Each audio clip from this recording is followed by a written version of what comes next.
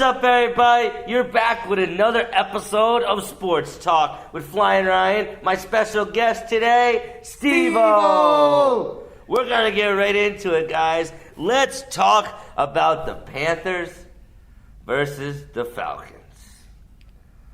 Oh, them Falcons. They're on their way to a first pick, aren't they? Yeah, they're not doing so well. Few people would have predicted this, but the Panthers beat the Falcons on the road Sunday, 23-16. Teddy Bridgewater had a big game against the Falcons. He passed for 262 yards in the first half alone with 2 touchdowns. Robbie Anderson had a big day with 8 catches for 112 yards. What do you think about these Falcons right now? No, not the Falcons. The Panthers, they got new head coach. They're doing pretty well in their division right now, and I think it's going to be solid coming into the playoffs with the Panthers. Yes, I think so too. You know, Matt Ryan, he was under pressure all game. And without Julio, he really had nobody to pass to. So they were screwed that whole entire game. Shame on you, Falcons. Shame on you. You become the losing team of the week for the 4th week in a row. I hate those guys. Rise up, Atlanta. Rise up, Atlanta. I can't believe it. Let's talk about a different sport. Let's talk about the NBA Finals. Game 6, LeBron James won another ring.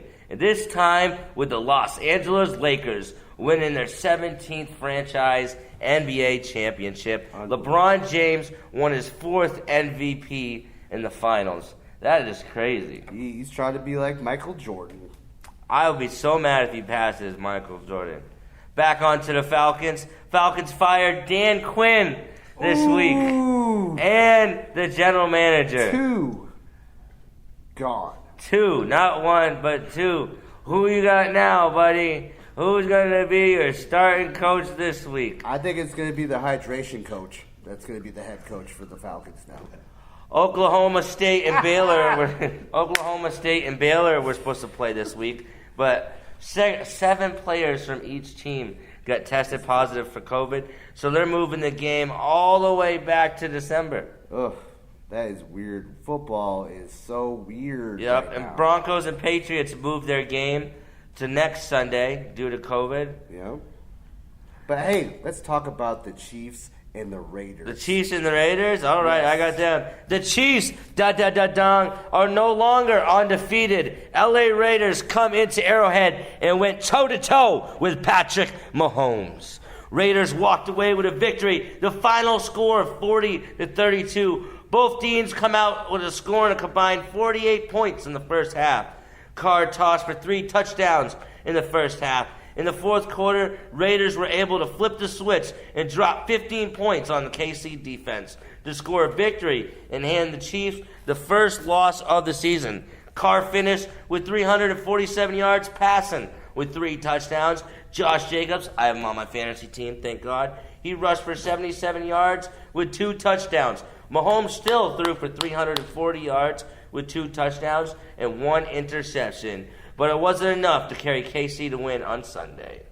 That was crazy. That Carr, he's very impressive that week. I loved it. It was a great game. I couldn't believe it, dude. I couldn't believe that they did it. But back on to basketball for a little bit. I just want to talk about some of the accomplishments that LeBron James had. He's had 11 triple-doubles in the NBA Finals. Unbelievable. 11 triple-doubles in the NBA Finals. He's played 260 playoff games, the most by any NBA player in history.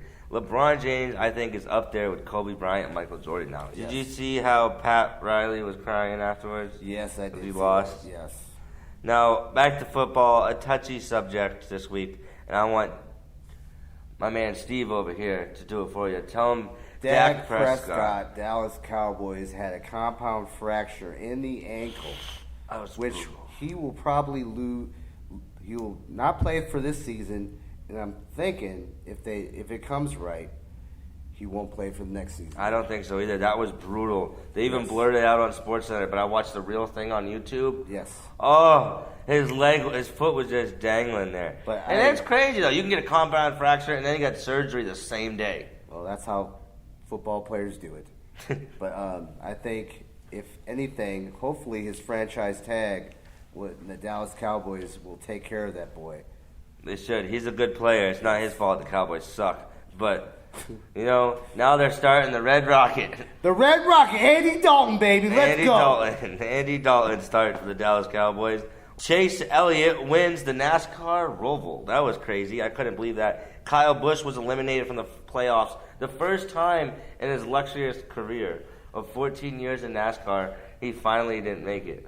Are you picking on me, man? No. Do you want to start a fight right here? We can if you want to. We can? All right, let me go first. All right, we're done. All right, let's go back to football. The Steelers versus the Eagles. 4 touchdowns by the rookie, Chase Claypool. He was unbelievable. I couldn't believe it. I could not believe it. Propelled the Steelers to a 38-29 victory over the visiting Eagles. Claypool is a second-round pick from Notre Dame. He's from Notre Dame. Became the first rookie in franchise history to score 4 touchdowns in a game, in the first since Roy Jefferson in 1968. Unbelievable. The Steelers did not miss a beat despite last week's bye unexpected because of the COVID-19. Steelers offense topped 30 points for the first time since 2018. Even though the Steelers allowed the Eagles to convert on 10 of their 14 third down opportunities, they still had it down and won the ball game. Steelers moved to 4-0. Unbelievable. All the credit goes to the rookie. All the credit goes to the rookie Claypool on his Steelers victory. Eagles need to get their crap together, man. I love it. I love Big Ben. I think he's doing a great job. I didn't ask about Big Ben. We're talking about Claypool right now, the rookie, the wide receiver who just had 4 touchdowns. You know what? You keep arguing with me, we're going to have some problems. Yeah, we're going to have some problems, dude. Yeah, okay. You better not. You're going to have some problems in a minute. Yeah. Keep it up. Keep it up. What's next? I will bash this over your head. I will bash this over your head. You really won't. What? What? What? What? What do you want to do? What are you going to do? What do you want to do? Huh? Come what on, do you want to do it. Oh. Stay down. That's what you get. Now get up here and finish the sports talk. Oh, God.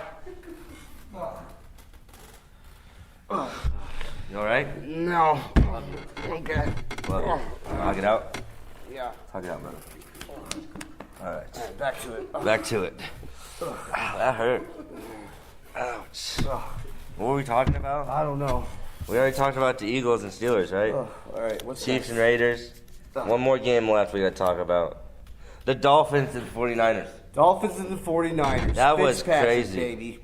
That was crazy. I could not believe it. It was a beatdown from the beginning to the end. Miami Dolphins defeated the 49ers 43-17. Who ever would think in history that the Dolphins would go in there and destroy the 49ers like that? I couldn't believe it. Sunday, Jimmy G returned to starting after missing the last 2 weeks, but was benched in the second half after throwing 2 interceptions, and the defense struggled to step up. Red hot Ryan Fitzpatrick and the Dolphins, 43 points, were most scored by an opponent in Santa Clara of all time. That's crazy, huh? Fitzpatrick went 22 for 28 with 350 passing yards with 3 touchdowns, connecting to 9 different receivers. Wow.